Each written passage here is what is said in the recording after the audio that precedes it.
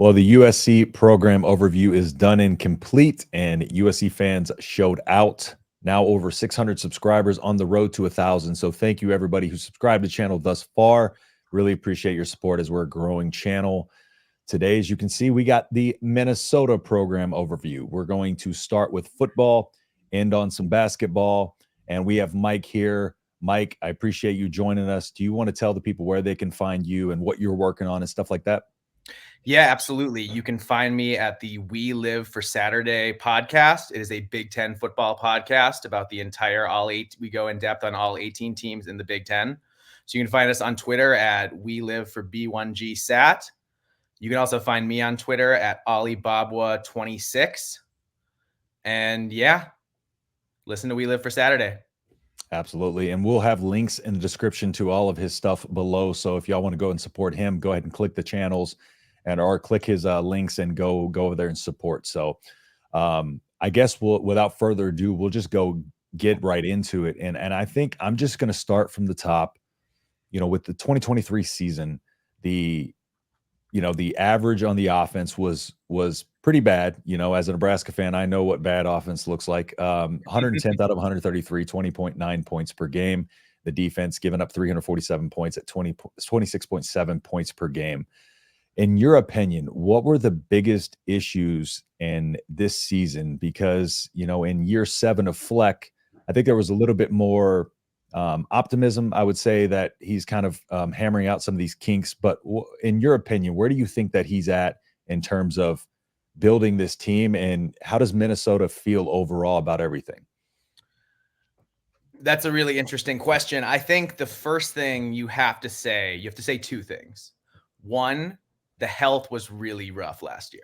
Yep. They had a lot of key injuries, and the injuries were all clustered in the same positions. So that hurt them on both sides of the ball, to be honest.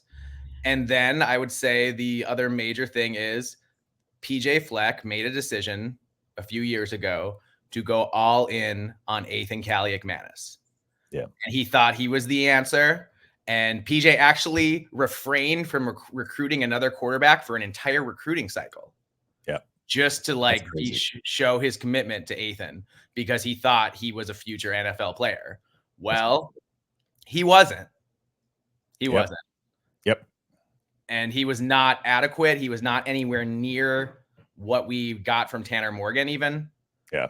So Ethan was a disaster. Darius Taylor was our best player at running back. Yep. He's a superstar. He had the highest Pro Football Focus grade on anybody on the Gopher offense. And he played, only a handful of games because he couldn't stay healthy. So that hurt them on the offensive side. Oh, sorry, go on. No, I was going to say Darius Taylor, almost 800 yards, 799, I believe.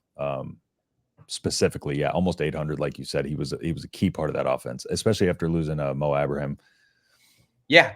Oh, and he was averaging, I think, better than 8 missed tackles and 120 yards after contact. That's crazy. Each of his games.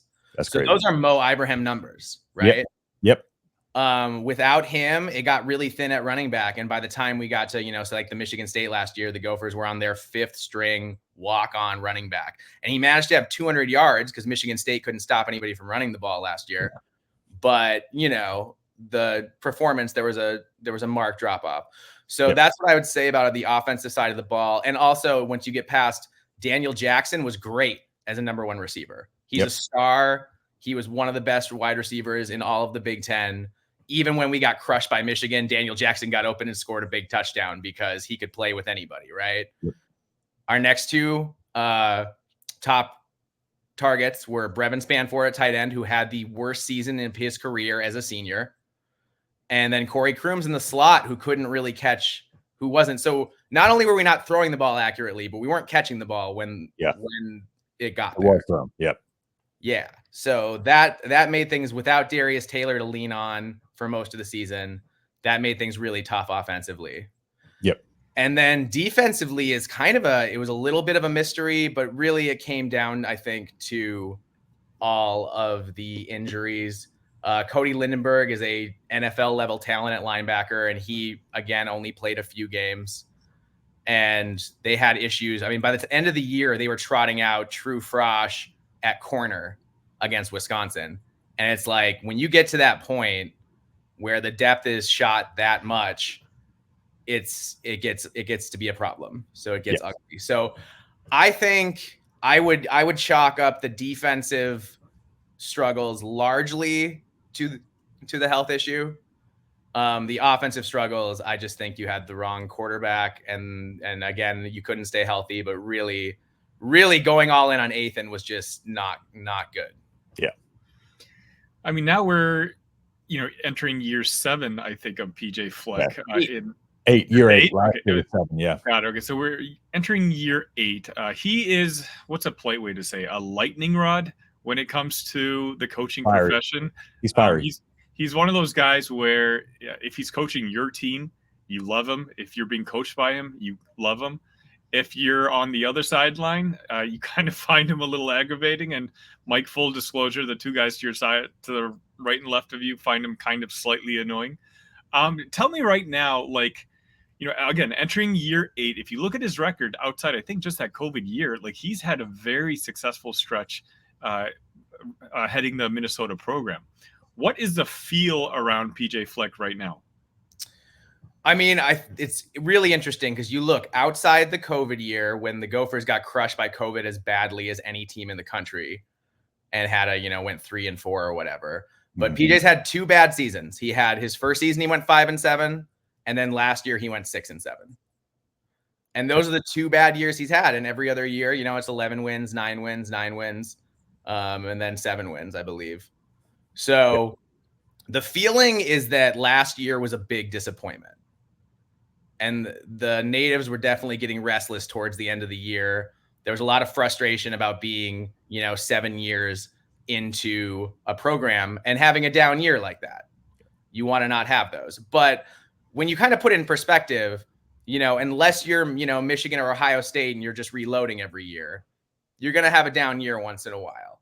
So I think the expectation is that PJ will bounce back. It's interesting because I know Vegas doesn't think so, but the expectation within the program, I think, is that they're going to bounce back in a big way this year. So it'll be interesting to see if Vegas is right or if, internal program dynamics are right, because I think there's a lot of optimism right now.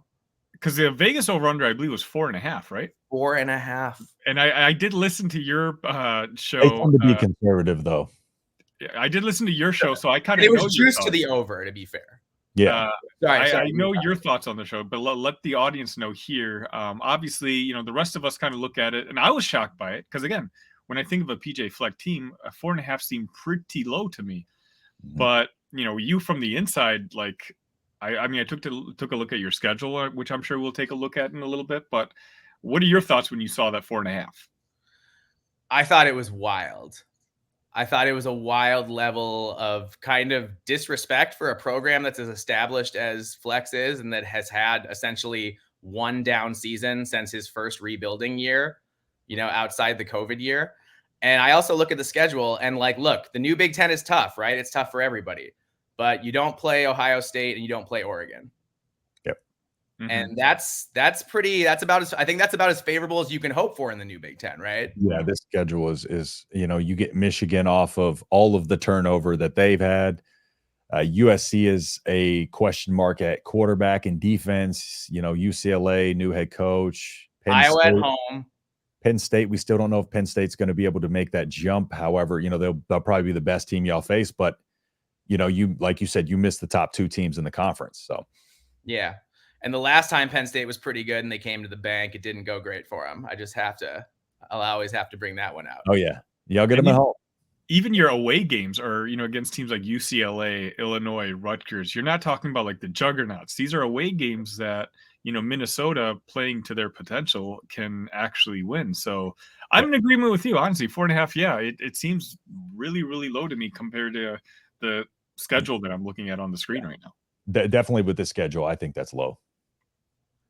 Yeah. And I'll tell you what, I have a prediction for the UCLA game.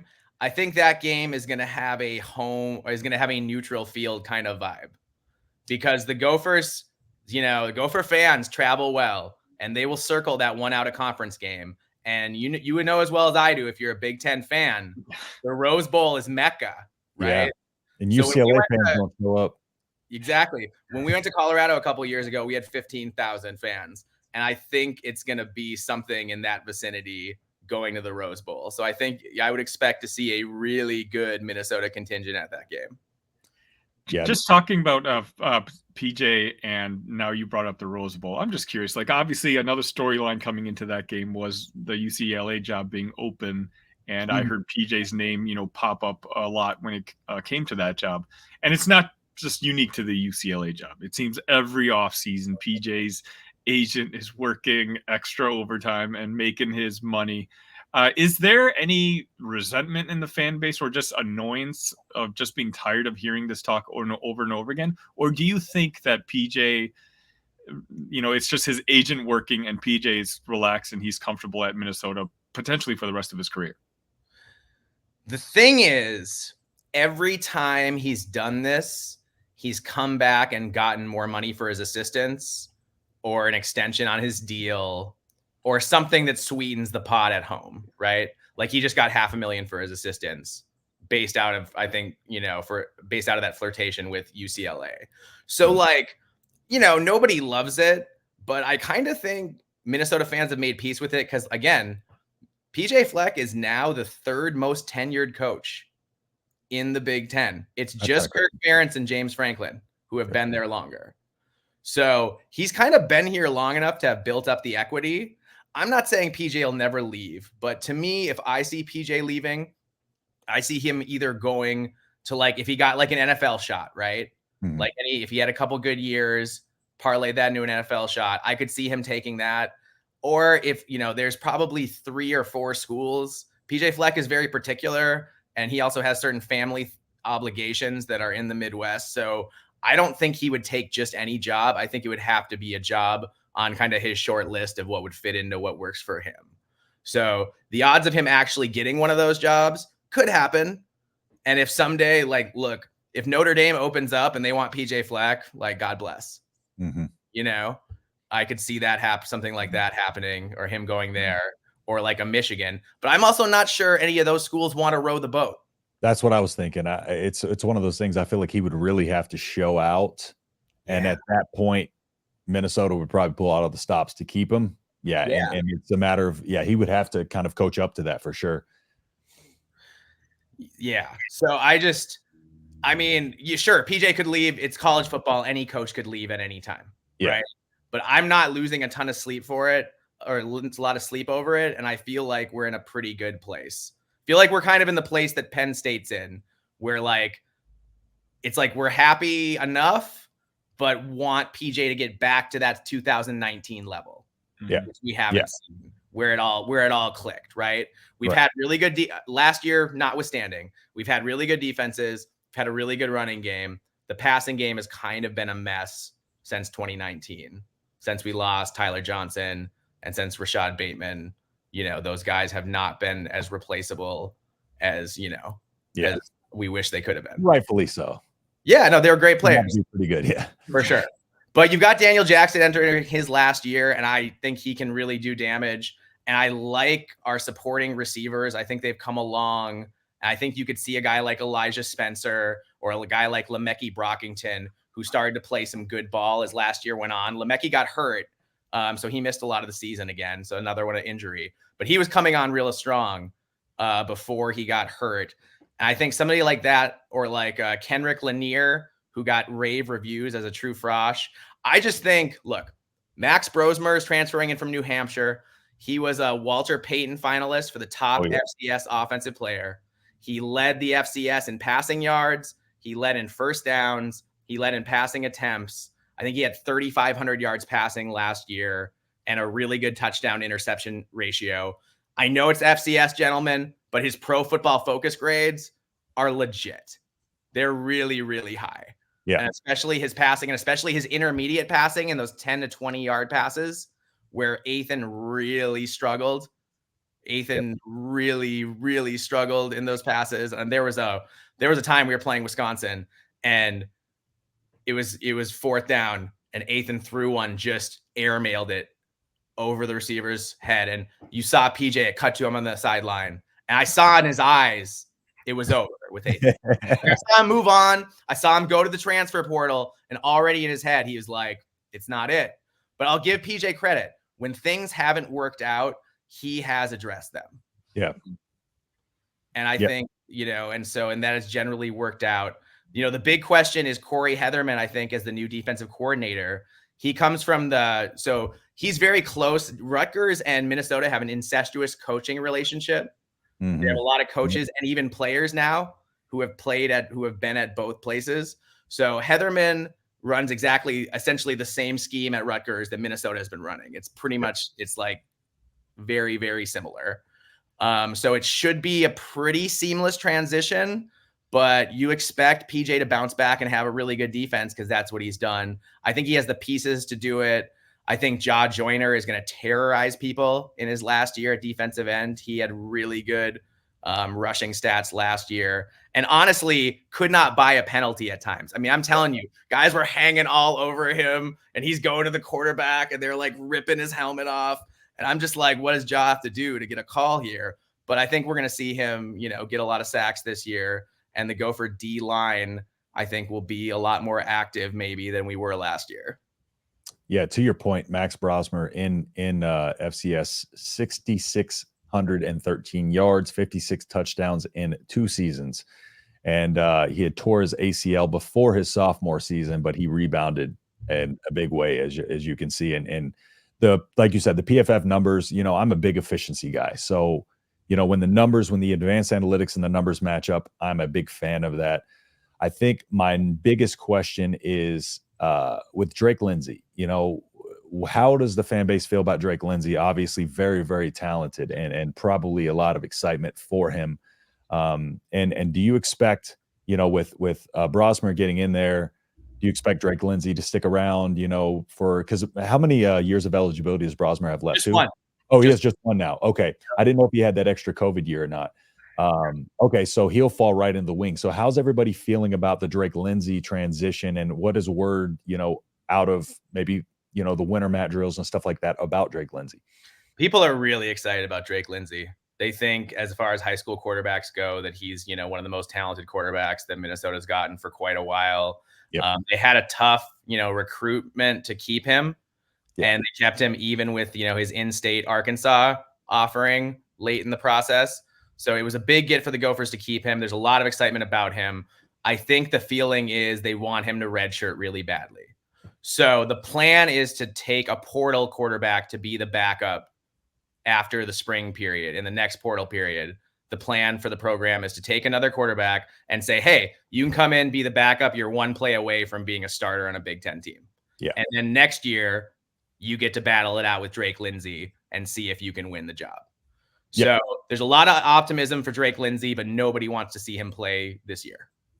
Yeah, exactly. And I think, to your point, competition breeds excellence. And I think that's why I was so surprised when you said Fleck didn't recruit another quarterback in the next class, because that's kind of unheard of. You typically want a quarterback in each and every class because, especially in the modern, days of college football, people aren't sticking around a while. You never know what's going to happen. And, in Nebraska's case, we didn't have any quarterbacks this year, and in Minnesota's case, it was the same way. You didn't really have anybody to turn to. So that was a rock fight we had between our teams.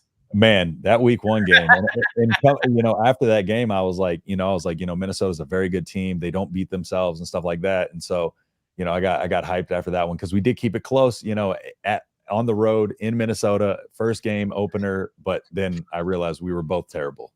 Yes, we were both terrible. But you know what? It was an elite atmosphere. Yeah, it was awesome. Yeah, it was very great game to be at, and then we both turned out to have really rough seasons. Yeah, it was a really big. It's a Big Ten game, that's for sure. Especially a 2023 Big Ten game. I found this out. Minnesota is the only Big Ten West team that Illinois beat last year. Yeah, really. I was waiting to bring that up. Yeah, I was at that game, and it was only because the backup quarterback got in too. John Paddock. Yep. He came in with just that's right. Howitzer and 15, right? Yeah, and they got Tyler Nubin, took the cheese. They did a double move, and Nubin. I love Tyler Nubin. He's going to be a great NFL player. He did great things for Minnesota, but he took the cheese. As Fleck says, He went for it, double move, touchdown, ball game, and Brett Bielema had the biggest smirk on his face that I've ever seen on a human being. Yeah. I mean, John Paddock, he went on a roll. Not just that game, even the following game, I think he threw for like 500 plus yards. I remember that Minnesota game because I was actually at a wedding at the time, and I was texting back and forth with Justin. Justin, I don't know if you recall. Yep. And it was like it just entered 15, right? He came in on 4th and 15, and threw a long touchdown. And he just texted me like, "Your backup quarterback's in," and all of a sudden, I get the update refresh on my phone that he scored, because I'm very superstitious, so I just stopped watching. Like I didn't want to be miserable at my family wedding or whatever. So Justin texted me that had happened, and I'm like, it was an incredible story for me. You obviously not so much, but we play again this year. This year's going to be in Champaign, and I think PJ and Illinois always have an interesting history together, because I think PJ wanted the Illinois job coming out of Western Michigan. I think after he finished his first year or something like that, but we gave it to I don't know if there was 1 year we held on to Lovey 1 extra year, and then Minnesota ended up hiring PJ, and PJ went to Northern Illinois. I've actually been at the gym with him because he went the same year I was. He was a couple years older, and he lifted a couple pounds more than I did. But he's the same guy. He really is the same guy that we see on TV. The way he talks, he was like that as a wide receiver for the NIU football team. So, I like to keep tabs on the guy just because of my history with him. But I guess Mike, we usually try to wrap up football talking about, obviously the landscape in the Big Ten is changing. And in moving forward, Minnesota is kind of going to be dealing with the same things me and Illinois are going to be dealing with, right? Just trying to find our place in the new conference moving forward. There's a lot of really good football programs that are coming in to the Big Ten. What do you see as Minnesota's role? Like, what's your aspirations for where Minnesota football can be in college football 4.0 or whatever version we're in right now? That's a great question. Like, what do I think, or like, what do I feel deep in my fan soul? Let's hear both. Yeah. I mean, in my soul are the echoes of Bronco Nagurski and 3-time national titles. My grandfather was on campus for national titles. Very cool. So I grew up hearing stories. Me too. So for me, Minnesota to me is every bit like Nebraska is like to me will always be like a fallen blue blood kind of program. Now in the new Big Ten, can they get there? I mean, at a certain point, it takes a lot more money, right? Yeah. So I think Minnesota is in that place very similar to where Wisconsin and Iowa are at, where the NIL is like pretty good, but it's not like Nebraska good, right? Right. It's not like, it's not like you're picking and choosing players. You're doing a lot of retention. Yeah. Although Minnesota actually did just announce now that the rules have changed to NIL, they're going to use NIL pay for play inducements, which is not something they would ever do. Because Minnesota, I don't know if a lot of people know, but they were punished for a basketball scandal in the 90s, like an academic scandal. And so their compliance department is really intense. Gotcha. So the Gophers do not break rules, and often to our detriment. Yeah. So I'm glad that that's out in the open in the courts, and that it's been ruled that you can just use pay for play inducements, because I think you'll see Minnesota do that a little more. But again, to do that more, they have to raise more cash. So that's a roundabout way of saying is I think Minnesota is in that middle tier until proven otherwise. I don't think they're in the bottom tier. I think they've been too consistent for that. I don't think they're in the helmet school tier. I mean, at this point, you've got Ohio State, Oregon, Michigan, Penn State, USC, I guess, and everybody else is playing a little different ball game. Yeah, I'd even put probably USC and Michigan down in that second tier, and probably have Oregon and Ohio State a tier of their own, and then maybe Penn State, and then Michigan, USC. And then kind of, the middle tier. And then, of course, that bottom with Purdue and Indiana. Right. And then you get down there. And Illinois.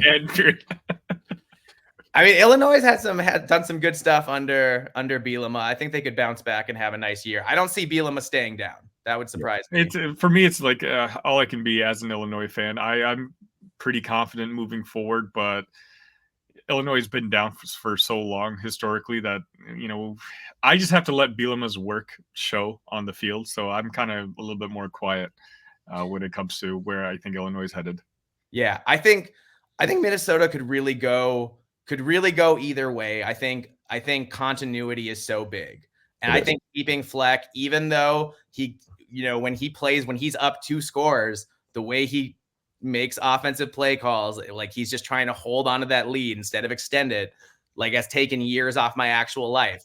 But he is still the best coach that, the Gophers have had in my lifetime. We've had the longest, sustained success in the last decade that we've had in my lifetime, both before PJ and coming into PJ. So I think Minnesota is in a place where they want to compete. I think as long as we have Mark Coyle as athletic director, I think we'll be in a place to compete. And I think, I think we're in that Wisconsin-Iowa tier. We're in the middle. Every few years, maybe you can rise up and challenge. I think the question is, in the elite years, can you challenge for a college football playoff at large spot? Right? That's going to be the holy grail. And if we're in a 14-team playoff with 7+ automatic qualifiers, there's no reason why you can't have a year where maybe you don't get, not saying it's going to be this year, but in a year like this year where you don't get Ohio State or Oregon, whoever's the top 2 in the league. There's no reason I don't think the Gophers can't win 9 or 10 games some year and be knocking on the door and at least be a threat to make, the college football playoff.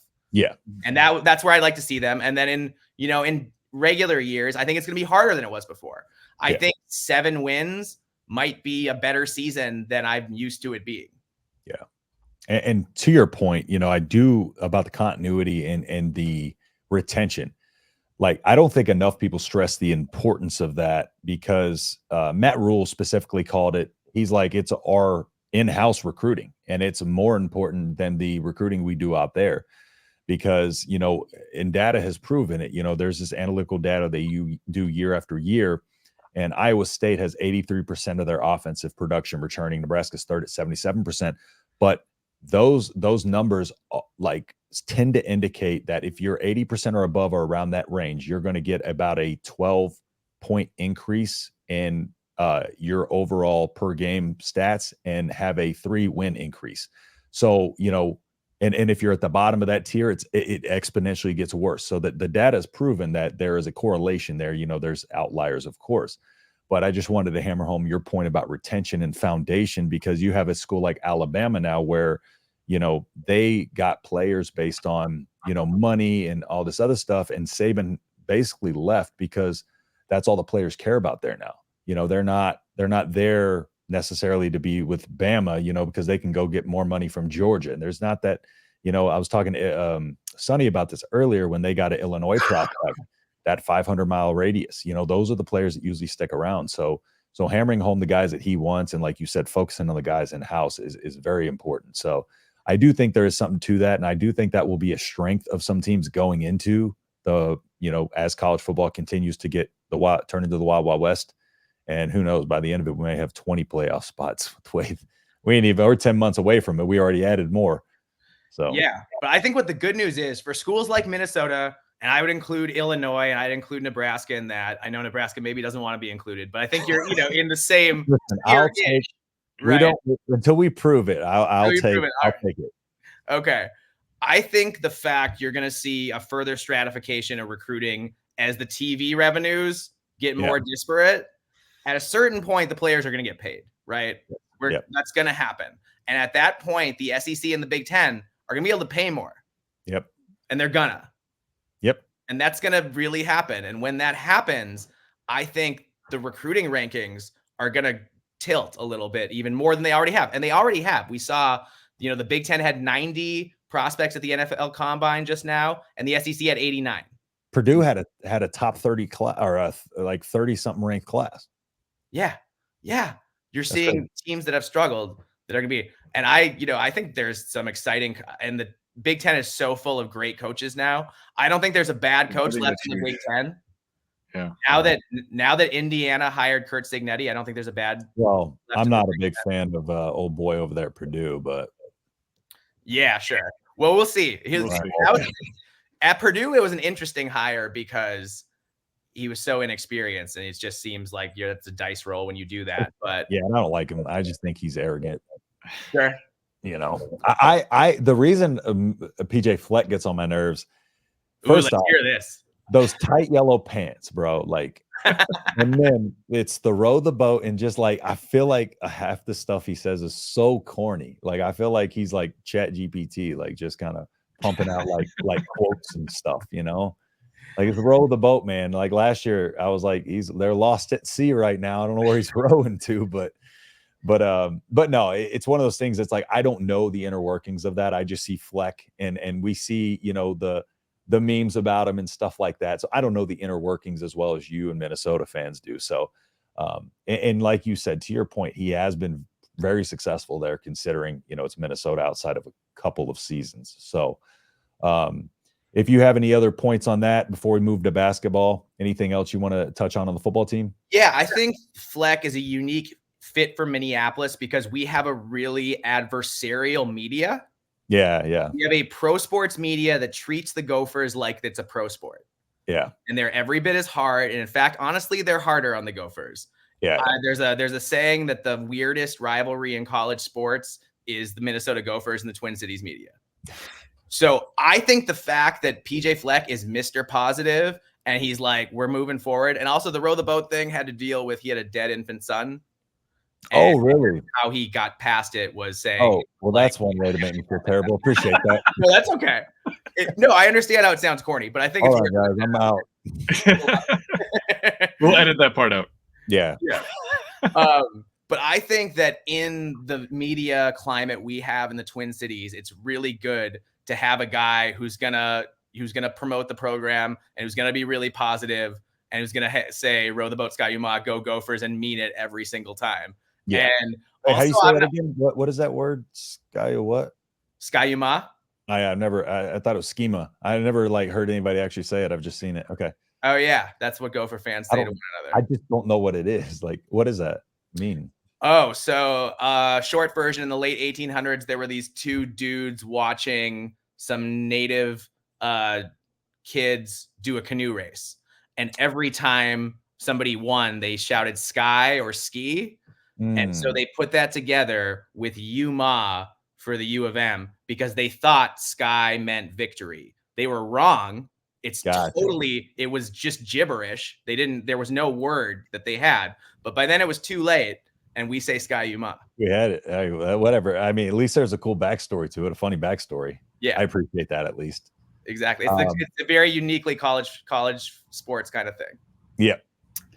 We'll switch over a little bit to the basketball, just for a couple of minutes at least. Now, coming into the season, the expectations for the Gophers was not very high. The preseason poll had them, I think, literally dead last, if my memory serves me correct. And, you know, there was talks about how Ben Johnson might be in over his head and that, you know, Minnesota was going to have to move on. And it turns out, you know, Minnesota was right into the thick of the things, at least when it comes to maybe possibly making the tournament up until with a couple weeks left in the season. Obviously, you know, you've had a great turnaround this year. His name has been mentioned as, you know, possible coach of the year candidate for a better part of the year. What has happened this year compared to the last couple of years for the basketball team that's helped kind of fuel this turnaround? I mean, I think you've got a lot of guys who are experienced and play well together. And it kind of, you know, I think they had a really easy out of conference schedule, which I think they needed. They needed to grow and gel as a team, and they needed to play some games that they were going to win. And that happened. And what they didn't have, they had frontline talent in Pharrell Payne, Dawson Garcia, but they added some depth with Parker Fox. And then at guard, you know, Elijah Hawkins leads the Big Ten or maybe the country, but the Big Ten for sure in assists, right? And Mike Mitchell, you know, he's not the best defensive player, but he shoots pretty well. He's decent offensively. He doesn't miss a bunch of defensive rotations all the time. So they play pretty well together. And you've seen them kind of grow throughout the season and just get better and better from a team that struggled early in the year. Now they're on a little bit of a downswing right now. I think that the kind of lack of depth caught up with them. And Braden Carrington missed a couple games, and that did not help. When you're only playing 7 guys and one of them's out, That makes it hard. So I think they've kind of fallen off a little bit recently because of that. But Ben Johnson definitely overachieved compared to what anyone thought. I think a lot of people thought he was going to get fired, myself included. Yep. Full disclosure, I thought he was in over his head. I didn't think they were going to turn it around. Early in the year, they lost a couple head-scratching games to teams. Had a comeback against us. What? Y'all had a big comeback against us. I Yes. remember that. We had, well, that's the thing. Minnesota played, they didn't always show up and play well, but I'd say they played hard because they had a lot of wins where they had comebacks. Yep. They were gritty. That's for sure. Because I think they were down 15 in that game and ended up winning by double digits. So, yeah, very gritty team, a grinded out type of team for sure. Yeah, I think there was another one. I want to say Penn State where we were down 23 and came back and won. Yeah. So, so I think, it kind of came together. And the exciting thing about this Gopher team is that potentially they could bring almost everybody back next year. Yeah. Yeah. Just one question here for me, just, again, in this, Big Ten, this modern Big Ten, where do you see Minnesota going, under, the current head coach? And do you think next year is that year because of the returning talent you're going to have? Yeah. I mean, you can't ever assume you're having everybody back, but if the Gophers can get everybody back, except for maybe Parker Fox, although Parker Fox even has another year if he wants it. Yeah. Which he hasn't decided if he's going to exercise yet, but like fingers crossed he does, because he's the kind of heart and soul and energy of the team. But if everyone comes back and they're bringing in, here's the thing, the places where they've gotten killed is that Elijah Hawkins is really small. Yeah. And he gets pushed around into the paint. And we haven't had, as good as Cam Christie is, he's not a reliable defensive player yet. Mm-hmm. And so we've gotten exposed by wing players where he needs to be the guy who guards them, and he needs to grow into a guy who can guard them. Yeah. But they're bringing in point guard Isaac Asuma next year, and he's got a lot better size. And the feeling is that he can come back and play both to back up Hawkins, but also when the matchups aren't good and they're trying to exploit Elijah, that he could come out, that he could be the guy in the game and make it so we can't just get posted up all the time by big guards. Yeah. Because that's been the problem all year this year, that's what happened against Illinois. That's what's happened kind of over and over against the Gophers. Because the front line, we can compete with just about anybody with Dawson Garcia and Pharrell Payne. Yeah. It's in the backcourt where we need a little more depth and probably need to bring in a small forward in the transfer portal, someone who can come off who can, be an energy guy, come in 3-and-D kind of thing. For sure.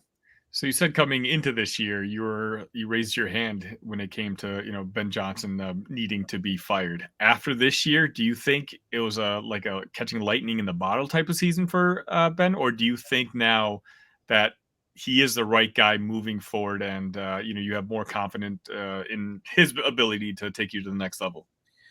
I'm surprised at how confident I feel in this moment. Because this year has gone, 9-11 in the Big Ten isn't great, but we were projected to be last. Yeah. And when you think that they could potentially bring everybody back, assuming they're doing a big NIL fundraiser right now to try to retain the basketball team, that's essentially the goal. Mm-hmm. So they're doing that. If that works out and they can bring everybody back, have Asuma coming in to be the backup point guard, maybe pick up a piece in the portal of someone who can play, who can be like a 7th or 8th man kind of thing. I think the Gophers could make the NCAA tournament next year. And I think I would expect them to. And if they didn't, then Ben Johnson, I think, would be in a worse place with the fan base.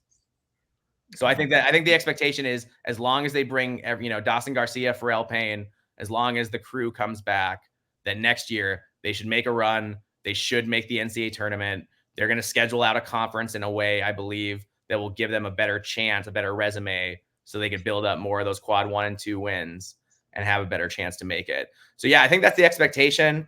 And I can tell you that there was more excitement in the barn this year than I've seen in a long time. And it was fun at times. Yeah. So last question for me. You just mentioned the NIL. Minnesota has my favorite name for an NIL group. It's called the Dinky Town. Dinkytown athletes. Can you tell me what that means? Because I just giggle every time I read it. Dinkytown is campus at the U of M. So Okay. we consider Dinkytown the city of the University of Minnesota within the city of Minneapolis. It is its own entity. You cross into Dinkytown, you know you're on campus immediately. There's no question about that. You know, it's not like the kind of urban school where the school is just kind of there and it blends in with the environment. It's like, no, it's like a college town inside of, inside of. Okay.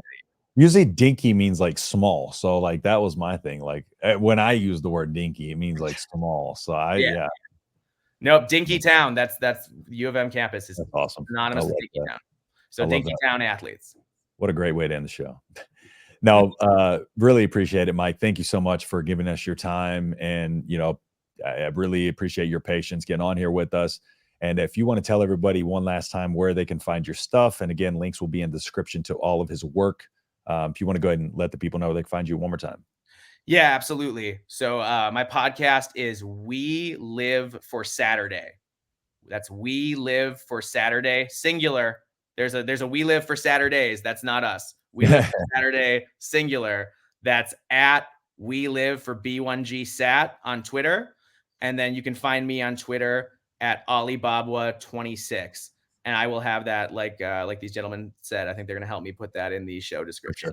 For sure. Absolutely. So thank you so much. It's been really fun. Absolutely. I'll make sure you get over there and support him.